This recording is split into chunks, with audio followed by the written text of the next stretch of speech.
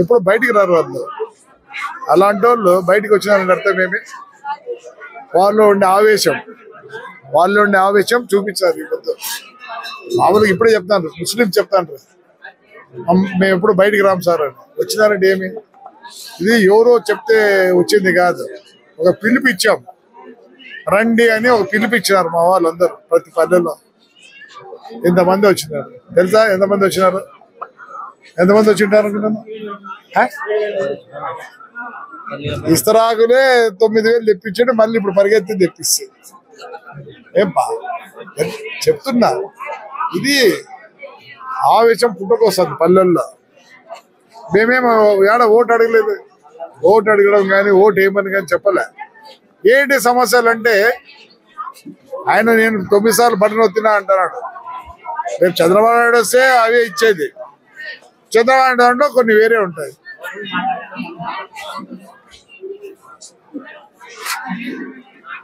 Drip system ఉంది, రైతాంగం బతికేది నీళ్ళతోనే.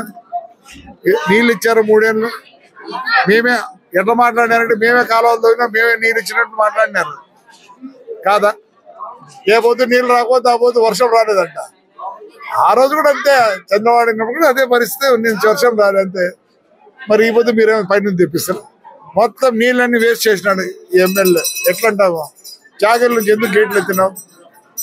ఏం అవసరం ఉండే?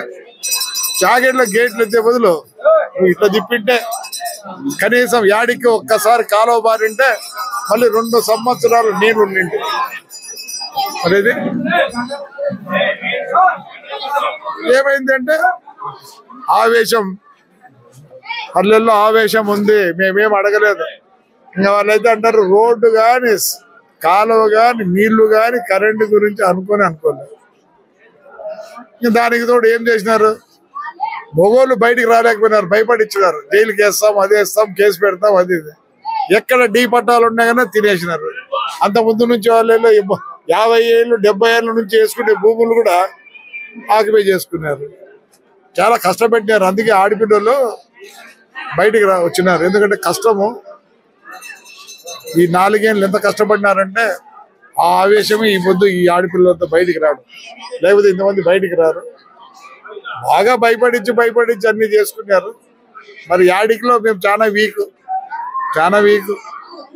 పోయినసారి ఎన్ని వీక్, మరి పెద్దోడుగులో కూడా 6,200 వీక్. మేమేమనుకున్నా వాళ్ళు ఇంప్రూవ్ అవుతాం అనుకున్నాం. మేమేమి అన్ని మాకే పడతాయని మేము చెప్పడంలా. ఇదంతా చూసిన తర్వాత మేము బాగుంటాము అని అనుకుంటున్నాం అంతవరకు. అంతేగాని ఏమి లేదు. ప్రజల్లో చాలా వ్యతిరేకత ఉంది.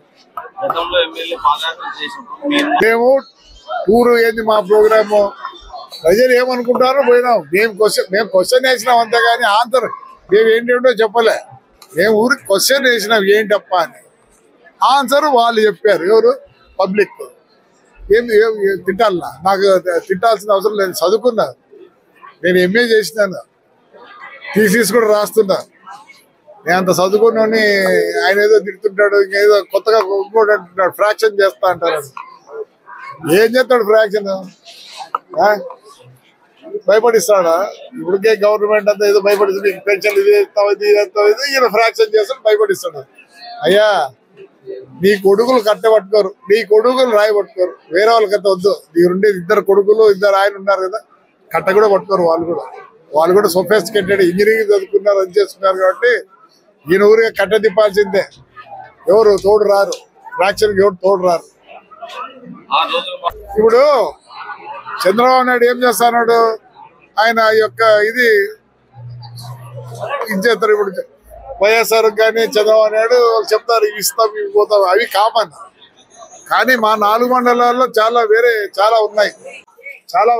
ఉన్నాయి. మా 4 మండలాల్లో ఒక్కో మండలానికి ఒక సంబంధం. ఒకసారి మైనింగ్ ఉంది, ఒకసారి కాటన్ మిర్చి అమ్ముడుకోవడం లేదు, కొన్నిసార్లు చీరలు ఇవన్నీ ఉన్నాయి. ఇట్లా ఒక్కో మండలంలో ఒక్కొక్క ఇది ఉంది. కాబట్టి మా సొంత మేనిఫెస్టో ఉంది. స్టేట్ మేనిఫెస్టో ఒకటి ఉంటుంది. మా సొంత మేనిఫెస్టోతో మేము పోతాం. ఈసారి స్టేట్ మేనిఫెస్టో అందరికీ వస్తుంది, బెనిఫిషియరీకి.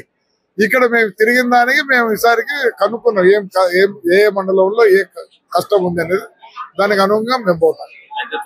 ఈ రోజు రేపు క్వశ్చనర్ రేపు యాడికి ప్యాంప్లెట్ పంచుతున్నారు ఏం తక్కువ ఉంది ఏమని కూడా ఆల్రెడీ టుమారో డిస్ట్రిబ్యూట్ చేస్తాం ఏం చేయగలం ఏం చేస్తామని ప్రజలకి ఒత్తుతే ఇస్తా అన్నాడు ఈయన ఒత్తుతే ఇవ్వడం లేదు కదా. ఇప్పుడు మేము మ్యానుఫ్యాక్చరింగ్ సిస్టమ్ లో కూడా పోతున్నాం, తయారు చేసే సిస్టమ్ లో పోతేనే ఇదే అవుతుంది. మేము అభివృద్ధి పరంగా మా సిస్టాలు ఉంటాయి.